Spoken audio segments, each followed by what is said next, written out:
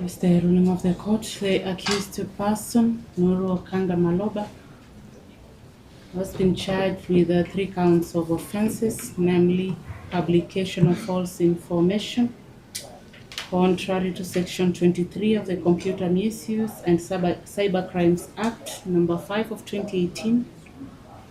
And this charge, it is the prosecution case that on diverse dates between 12th and 10th of June 2024 at a known place within the Republic of Kenya, jointly with others not before court, knowingly and unlawfully published false, defamatory and threatening information online while using the TikTok account dubbed Ribanews at Ribanews Siasa TV KE Backup and YouTube channel / Google website account dubbed Ribanews at Ribanews, posted a caption video to wit, Rigathi Gachagua piga RUTO risasi, knowing it to be false and well calculated to cause fear, panic among the citizens of Kenya and destroy the reputation of the executive leadership of the president.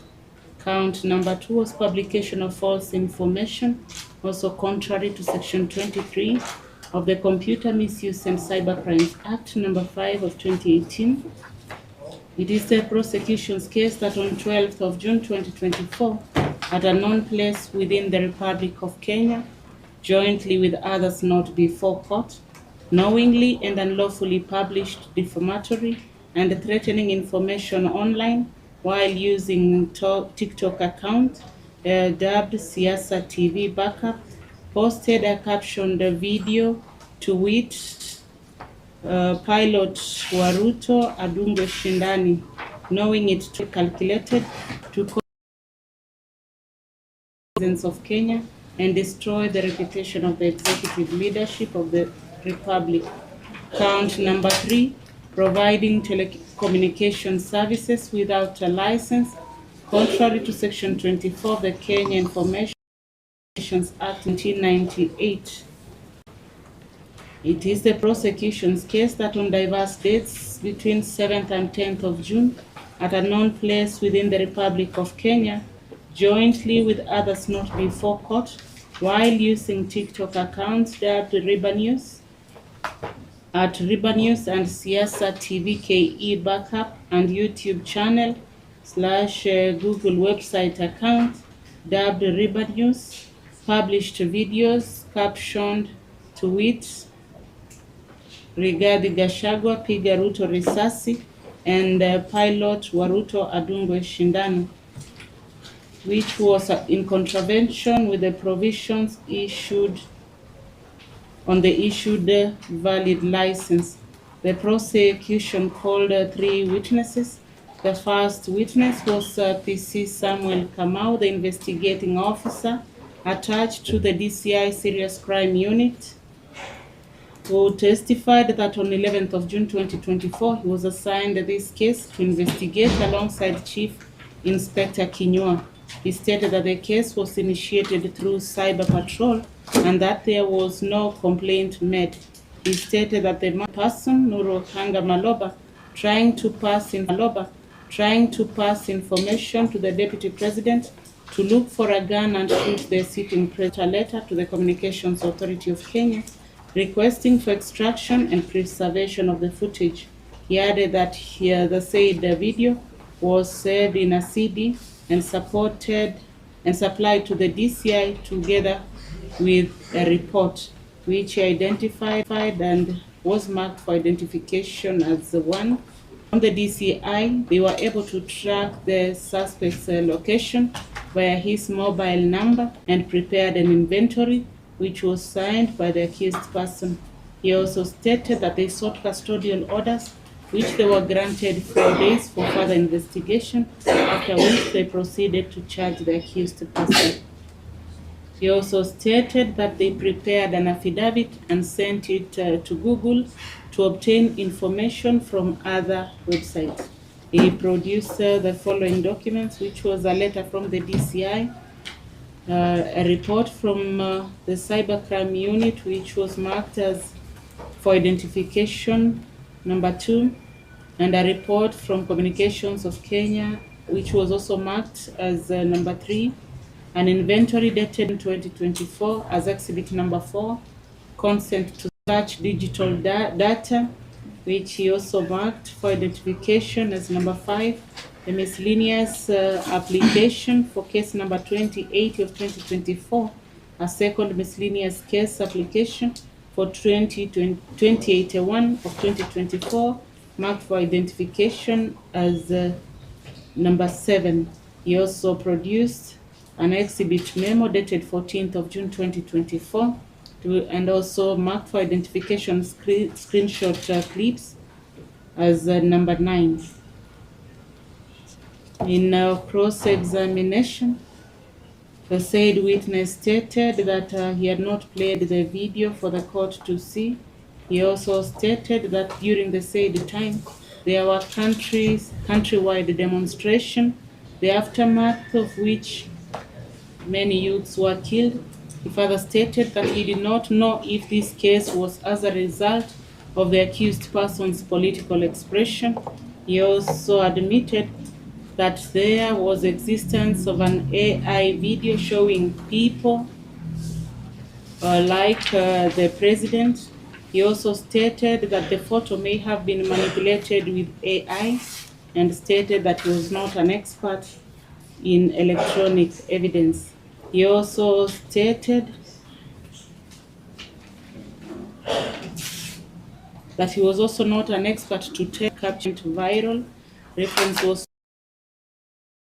stated that he admitted confiscating a mobile phone, forensic cybercrime laboratory. He also stated the video was published by Riba News and Siasa TV KE Backup and Diff Media. He also stated that he did not know if these accounts are under the control of the accused person, and also stated that he does not think these publishers had a license for publishing. He also stated that he could not authenticate the video as he was not an expert. He also stated that he is aware the accused person is a political activist and that he has been seeing him in such forums. He also stated that a miscellaneous application for custodial order was filed and the accused person was placed in custody for 4 days, and also stated that during the said time there was a nationwide demonstration which was being carried out every Monday and Thursday following the draconian finance bill. He denied that the reason for the arrest of the accused person was to bar him from participating in the said demonstration. He also concluded by stating that he was not aware the accused person was in a custody until the end of June demonstrations. In re-examination, he stated that he is not an expert in AI and reiterated that the accused person was referring to the current sitting president. The second witness was PC Milton Mwanzi, the arresting officer attached at DCI headquarters, Serious Crime Unit. He testified that on 11th of June 2024, his in charge instructed him to accompany a team proceeding to Tasia area in Embakasi in order to arrest one NURU OKANGA Maloba, who had been seen in a certain video that was circulating in social media platforms, namely TikTok. He also stated that the accused person had been captured while addressing the public, stating that the former deputy president should exercise his expertise as a former district commissioner and shoot the current president, since he's disturbing him as he used to disturb the president, the former president Uhuru, while he was the deputy president. He also stated that they monitored the accused person's movement and managed to apprehend him after he entered a barber shop and escorted him to the DCI headquarters, where he handed him over to the investigating team. He also confirmed that the accused person before court is the one he arrested, and also stated that he does not know the charges that the accused person had been charged with. In cross-examination, he stated that he did not know that he was not the complainant and that he did not know who the complainant in the case was. He also stated that his role was only to accompany the arresting team and that the accused had been seen in a trending video, but he could not confirm if the same was genuine or not. He also stated that he did not know if the accused person's mobile phone had been tracked, and also stated that he did not know and was not aware if there was a court order to that effect. He also stated that they had no such warrant or warrant of arrest, and stated that the police are allowed to. He also stated that they did not find the accused person using his mobile phone or a laptop for cyber open that account. He also stated he could not confirm the password of that TikTok account as he was not an expert. He also stated that he did not follow any illegal commands to have the accused person arrested. The third witness was the forensic analyst PC Juma Said Mwajirani from National Cyber Forensic, seconded at KSAT Communications Authority, and he stated that he gave his list of qualifications and stated that on 14th of June 2024, he received a request letter from Serious Crime dated 14th of June 2024 with a subject reference requesting information on TikTok account. He added that the second request was for a YouTube or a digital account, channel, and the revenues, channel revenues. He stated that he conducted a forensic through a web, which he gave a link. Instead, he extracted the media, which had 132 likes, 11,000 views, and 22 comments. He also stated that he took a screenshot of the page and further stated that metadata showed comments from the members. He produced the said CD as exhibit number 11 and also played the video before court, which stated was from Riba News showing the accused person addressing a media. In cross-examination, the said witness stated that he had extensive experience on use of a computer for about 2 to 3 years. He also stated that he did not know what the accused person, what charges the accused person was facing. He also stated that he did not know who authored the said digital account, and also stated that from the report he received from the DCI, the same was titled False Information and Providing Telecommunication Services Without a Valid License.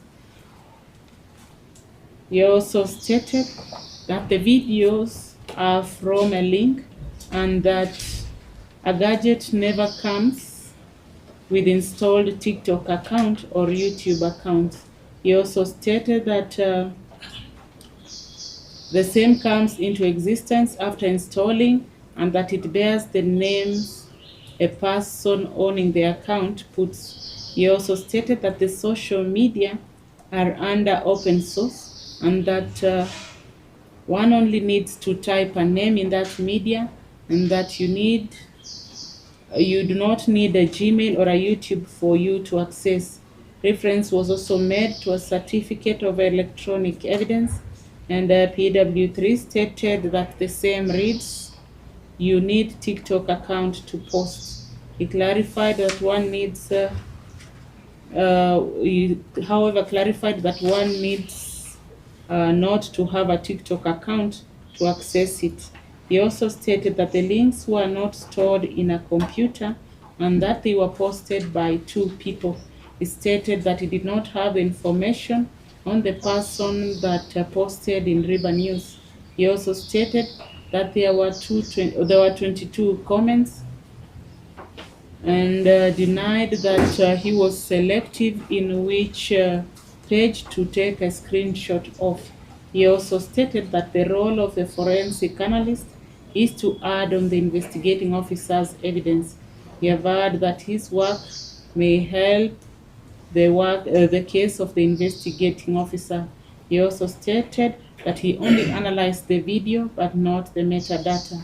He also stated that the author of the video was Riba News and not the accused person. He also stated that he was not aware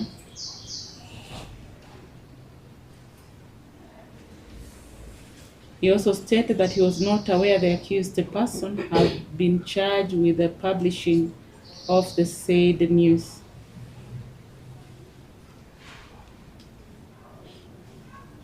In cross-examination, the said witness was referred to his forensic report, which stated that it had indicated the video was inflammatory, as the accused person had stated, "Take a gun, put in your pocket, go and hit him." He also stated that he was a member of a professional body and that he had not crammed his membership number. He also stated that he had not filed an extraction report, and also stated that the said video was from YouTube. He also stated that there was no second eye in the verification, as he was a qualified expert. He also stated that there were tools which he used and to link the said information that was extracted, and also stated that he had not provided the footprint to show the process. In further cross-examination, he stated that reference was made to his report, which indicated that the same was prepared in 2023. He corrected it and stated that it was a typo. The same ought to read 2024. He also stated that he is a member of a professional body that was registered in 2024, before the date when he made this said report. He also stated that he did not receive any gadgets from the investigating officer for analysis. He also stated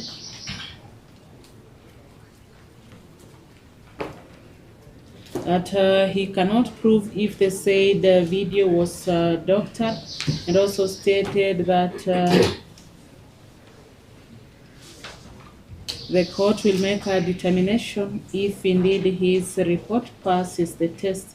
In further cross-examination, he stated that the comments were metadata and that the same were locked, and also stated that he could not access the whole comments.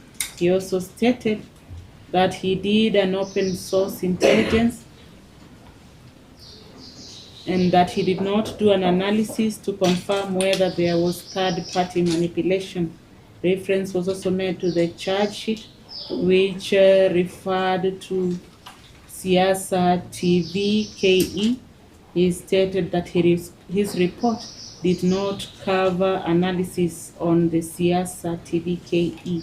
In further cross-examination, he also stated that the tools which he used normally goes through updation, and that there were chances of running small errors, and that sometimes it can provide negative or false positives, but to a smaller margin.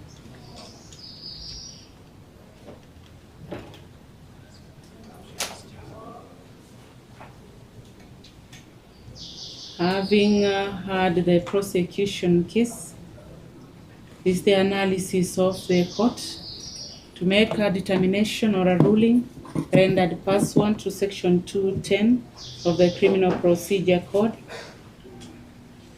In discharging this duty, the court is acutely aware that it is not called upon to make a final determination on credibility or guilt, but to consider whether the evidence placed before it discloses the essential ingredients of the offenses charged, and whether the evidence sufficiently connects to the accused person to those elements. The background of the case has been laid down, that the accused person, having been charged with the 3 counts, the law has to look at the evidence if the accused person will be found he has a case to answer or not. Therefore, in looking at the elements of the said offense, the first one was for publication. The offense under Section 23 for Computer Misuse and Cybercrime Act. The prosecution must establish the following elements. Firstly, that there was publication of information by the accused person. Secondly, that the information was false. Thirdly, that the accused person knew the information to be false or was reckless as to its truth. Fourthly, that the publication was likely to cause panic, chaos, violence, or damage to reputation.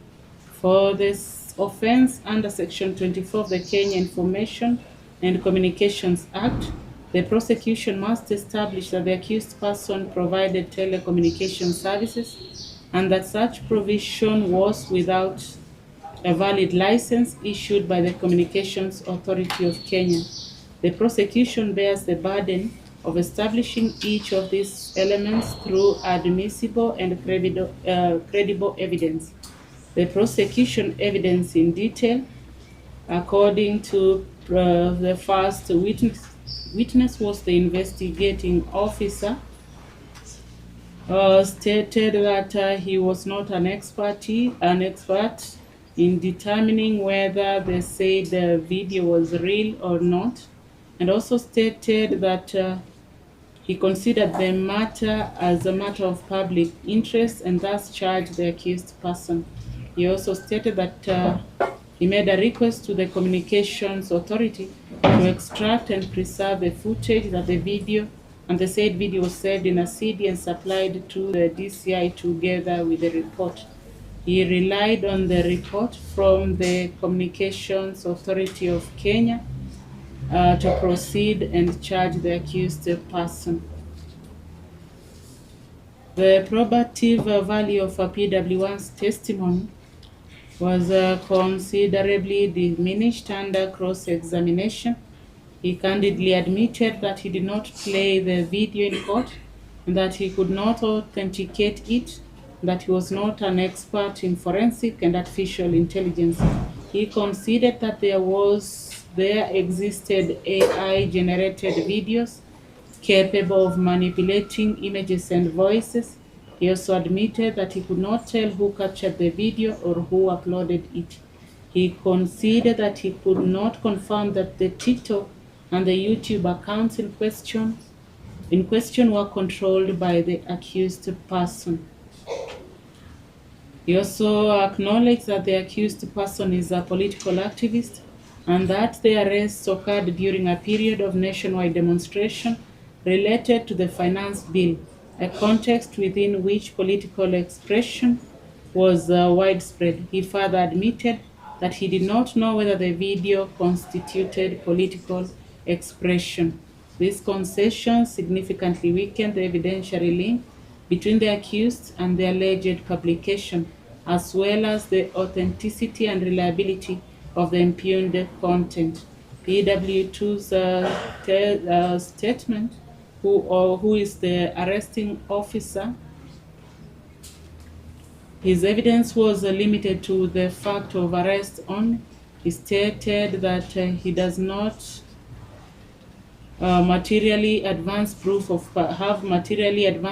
of publication, authorship, control, and unlawful provision of telecommunication services.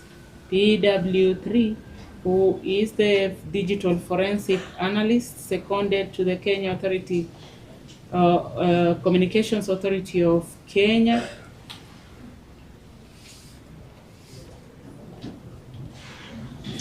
admitted that the author of the said video was Riba News, and not the accused person. He also stated that he never received any graduates for examination, which was contrary to what the investigating officer stated, that the said phone was presented to them for analysis. He also stated and accepted that there was a margin of error in the tools used for the said analysis. The first critical element under Section 23 is publication. In the context of cybercrime, publication entails more than mere presence in content. It requires proof that the accused person authored, uploaded, disseminated, controlled, or had responsibility for offending material. The prosecution was therefore required to demonstrate digital linkage between the accused person and the impugned accounts through evidence such as account registration details, IP addresses, subscriber information, device analysis, or corroborative electronic trails.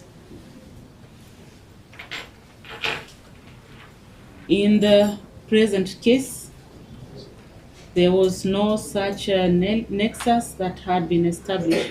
BW1 admitted that he could not authenticate the video to the accused's devices or the accounts. The second element is falsity of the information. The prosecution did not tender any evidence demonstrating that the statements in question were false. No investigation was presented to establish that the alleged statements had no basis in fact or that they were fabrications. I have looked at a case of Geoffrey Andere versus Attorney General 2016, EKLR. High Court underscored the criminal liability for false information requires proof of falsity and malicious intent, and that the vague or unverified assertions cannot suffice. The third element is knowledge of falsity and recklessness. Even assuming publication and falsity were proved, the prosecution must demonstrate that the accused person knew the information was false or was reckless as to its truth. No such evidence was adduced. The accused's state of mind was not demonstrated through any direct or circumstantial evidence.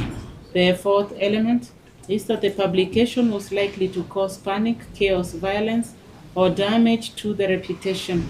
While the subject matter of the alleged statements is undoubtedly grave, the prosecution did not tender any evidence showing that panic, chaos, or violence occurred or was imminent as a result of the alleged publication. In relation to count number 3, brought under Section 24 of the Kenya Information and Communication Act, the same criminalizes the provision of telecommunication services without a license. The prosecution did not demonstrate that the accused person provided telecommunication services as defined under the Act. No evidence was adduced that the accused person operated transmission infrastructure, broadcasting services, server or signal distribution system. Merely using social media platform or appearing in online videos does not constitute provision of telecommunication services requiring a license.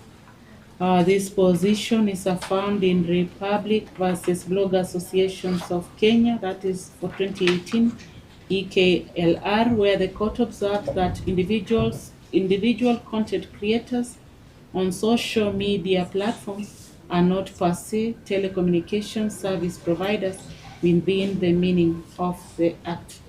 On electronic evidence and the law, the court must consider admissibility and sufficiency of electronic evidence. Section 106B of the Evidence Act governs admissibility of electronic evidence and requires certification and proof of integrity of the system. While the prosecution produced a CD and reports, the chain of custody, integrity of the extraction, and linkage to the accused person were not adequately demonstrated.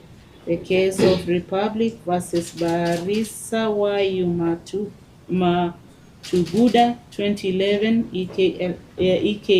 EKLR.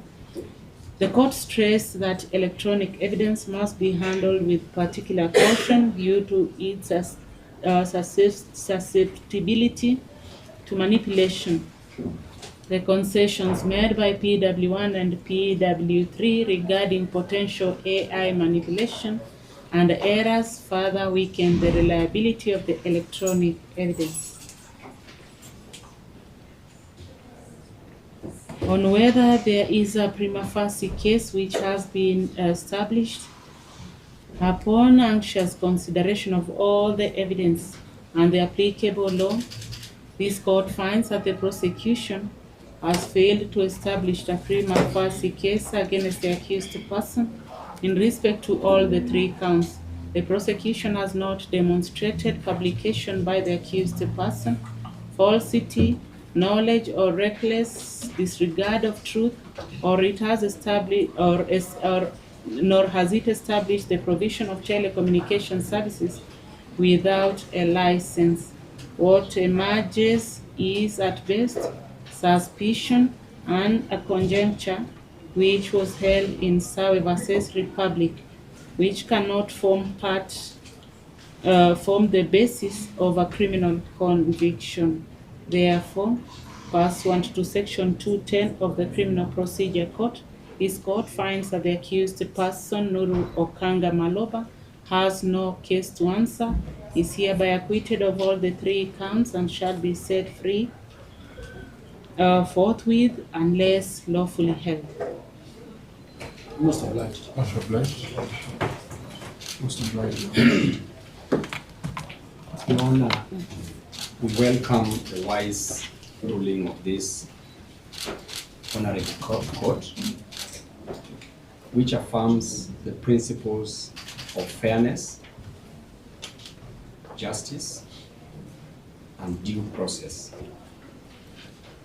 Your Honor, we appreciate the court's careful consideration of the facts and the law in upholding the rights of the accused person, one Mr.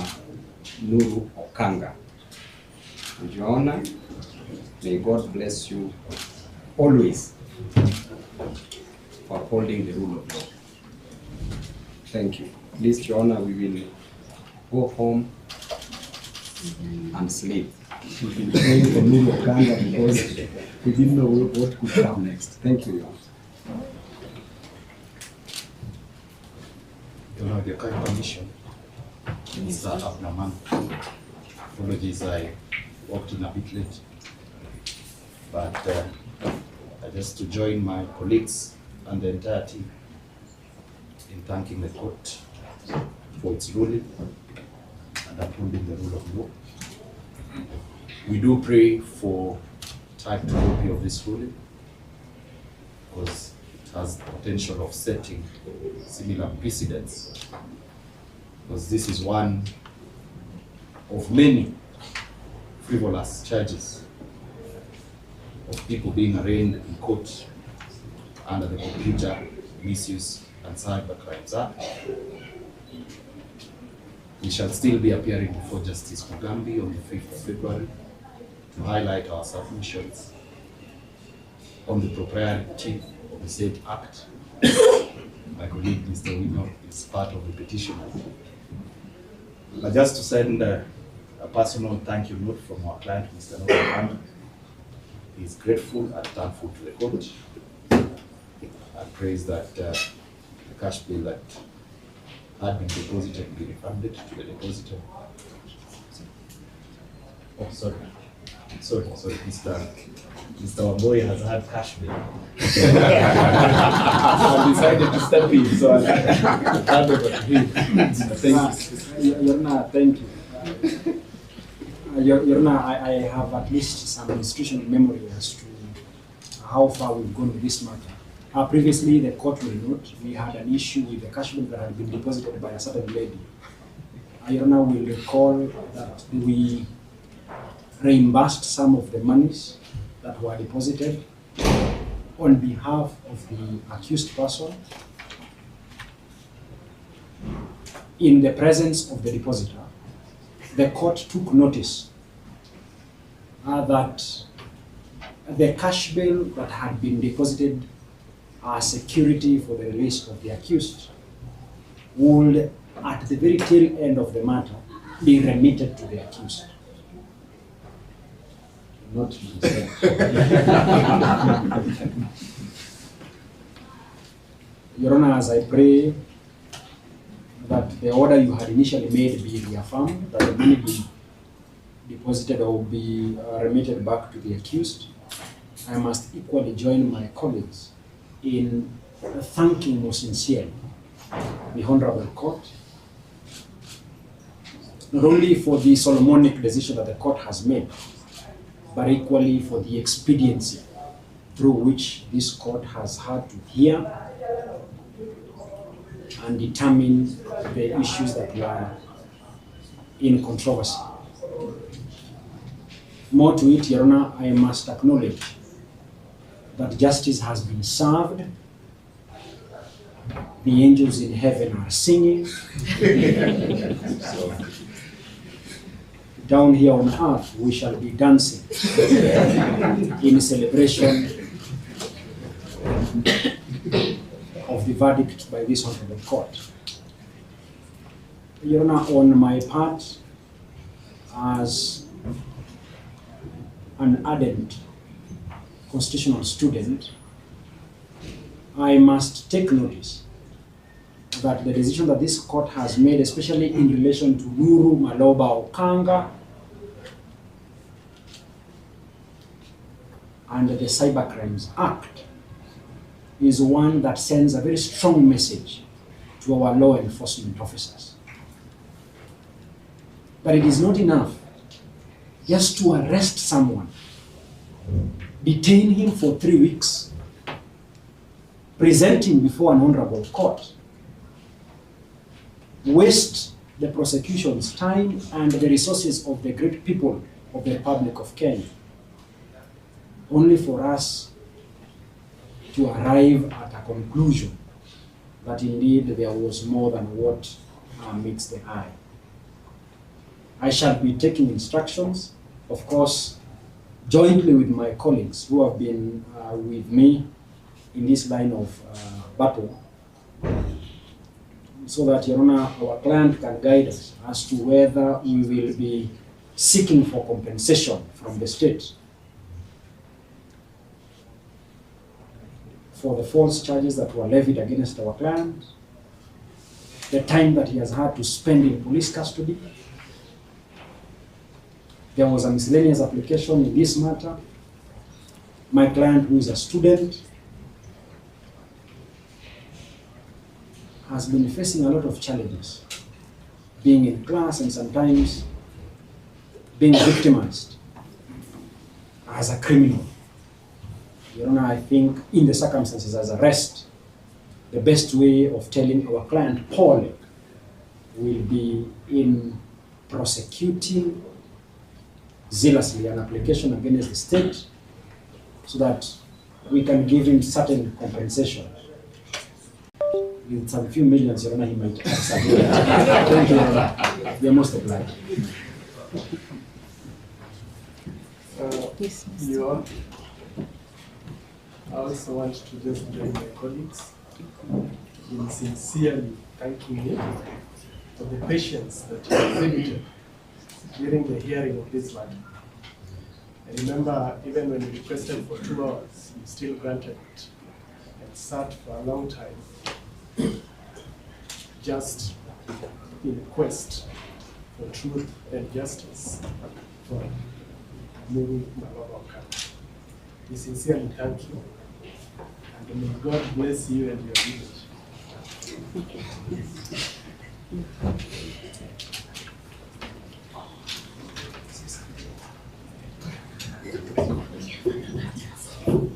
Yes, Your Honor, on the part of the prosecution, we've had the ruling. I do appreciate it. We'll be praying for a copy of the certified copy of the ruling. and I've heard my colleagues' sentiments. I think to go on record, no one has thanked me for present proceedings, but our work is not to be thanked by members of the public, but we do appreciate that that they acknowledge that I was there. Further to that, I've heard that we require the said ruling so that we can be able to digest the same, as we've heard that there are other proceedings before Justice Mugambi, and probably I'll have a conversation with my colleagues outside court precincts and advise them not to use this ruling as a precedent because there's a hierarchy of courts. So, finally, Your Honor, we do also appreciate the court on how it has conducted itself. I don't think the accused person has any qualms with us. We've accommodated him numerous times and even had to put this matter in the so-called school holidays where schools were closed. That's why it probably took quite a time. But in conclusion, let me reiterate that this was not a waste of time. If the accused person feels that justice has been served to him, definitely it's not a waste of time. And it's not necessarily that all matters must end into convictions. Sometimes there are acquittals, but we are not saying that we have ceded ground that we will not pursue this matter further. Thank you. Mr. Kirago seems to be in a very good mood today. We will buy him tea. General Member. Mr. NURU OKANGA, Yes. you have anything to say? I'm going to use Kiswahili because I'm not understanding English very well. Mimi nataka nishukuru Senior Counsel na pia nataka nishukuru wewe ambao umekalia hiyo mtihani.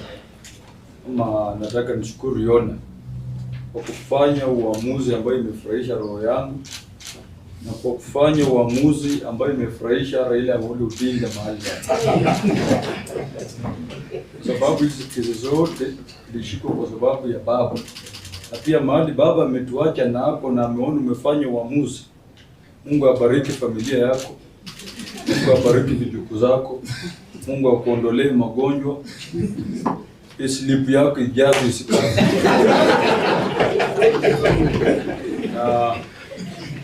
Nitazidi kupigania Kenya, nitazidi kusimama imara, nikiongea sana nitaharibu. Asante sana na Mungu akubariki. Thank you so much. I think also for your patience. It has taken time, but I want to thank you. The work of the prosecutor is to present a case the way it is, not necessarily to ensure that someone is jailed or found guilty. So I want to appreciate you. Let us uphold the rule of law. And once again, thank you. Mr. Yona, 1 second. I hope you'll not be back here again. 1 second. Nilikuwa nimesahau Mr. Yona. Vile wakili amesema kuna pesa zangu ziko huko. Sasa ni Januari unajua. Niko na watoto pia, mimi ni mwanafunzi. So ni jukumu yako kuandika barua iende, at least hiyo cash bill itoka haraka nilipe school fees ya watoto, pia nikilipie mimi, pia nilipe rent. Na mambo itaenda sawa. Kwa big respect. Cash bill to be released to the accused person. Mr. Magistrate.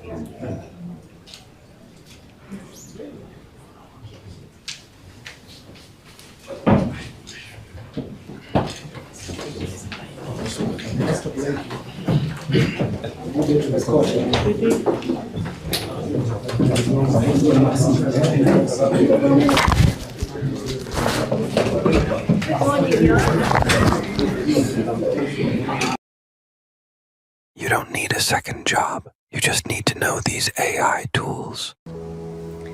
So this is how I became the most dangerous person in the room. One habit changed everything. I replaced social media with micro-learning. Now, instead of wasting time on social media, I spend 15 minutes a day actually learning how to use AI for writing, planning, brainstorming, the real work. That's it, just one skill a day. This is the 28-day AI challenge built for beginners over 40. Starts tomorrow. Tap the screen to join us and try the one habit that really makes you unstoppable.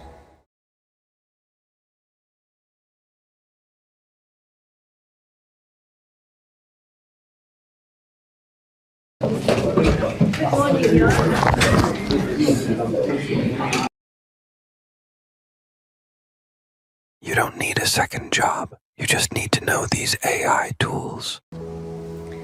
So this is how I became the most dangerous person